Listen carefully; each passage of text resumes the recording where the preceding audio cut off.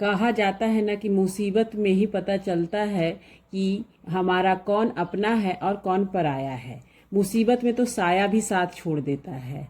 उसी तरह से कुछ घटनाएं अभी हमारे देश के साथ घट रही हैं। आइए जानते हैं पूरी खबर। भारत और पाकिस्तान के बीच बीते दिनों वार की स्थिति बन गई थी। दोनों ही देश एक दूसरे पर ड्रोन से हमले कर रहे थे। इस बीच खबर आती है कि पाकिस्तान को हमले के लिए ड्रोन तुर्की द्वारा भेजे गए हैं। गौर मतलब है कि तुर्की को भारत द्वारा कई बार सहायता प्रदान की गई है, जिसके बाद से ही तुर्की के बीच इस बर्ताव की दोस्ती में गद्दारी और विश्वासघात का नाम दिया गया। अब स्थिति बहिष्कार तक पहुंच गई है। सबसे पहले ट्रैवल से हम लोगों ने प्रहार किया है। चर्चित उद्योगपति हर्ष गोयनका ने ट्वीट कर कहा है कि भारतीयों ने तुर्की और अजरबैजान को 4,000 करोड़ रुपए ज़्यादा पर्यटन के जरिए दिए, लेकिन आज यह दोनों देश पाकिस्तान के साथ खड़े हैं। गोयनका ने भारतीयों से अपील करते हुए कहा है कि भारत और दुनिया में ढेरों खूबसूरत जगह है, कृपया इन दो देशों का बहिष्कार करें।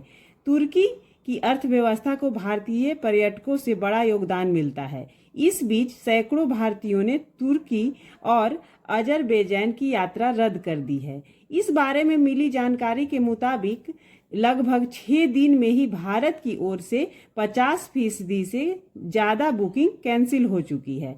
इसके साथ ही उन्होंने कहा कि हम अपने देश और आर्मी के साथ हम खड़े हैं। इसके अलावा हम तुर्की और अजरबैजान में जाने वाली बुकिंग में हो रही कैंसलिंग का पूरी तरह से समर्थन करते हैं। हमने अपने प्लेटफॉर्म में तुर्क और अजरबैजान से संबंधित ट्रैवल ऑफर भी बंद कर दिए हैं।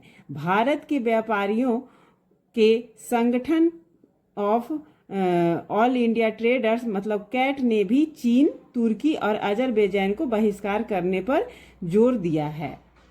उनका कहना है कि इन देशों ने पाकिस्तान को खुला समर्थन दिया था। इसके साथ ही कैट ने यह फैसला किया है कि वे ट्रैवल एंड टूर ऑपरेटर्स संगठनों के साथ इस अभियान को और मजबूत करने का प्रयास करेगा।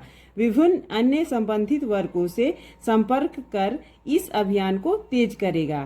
कैट के राष्ट्रीय महामंत्री तथा चांदनी चौक से सांसद प्रवीण खंडेलवाल ने कहा है कि वर्ष 2024 के उपलब्ध आंकड़ों के अनुसार तुर्की में कुल विदेशी आगमन 62.2 मिलियन पर्यटन का था, जिसमें अकेले भारत से ही लगभग 3 लाख पर्यटक थे।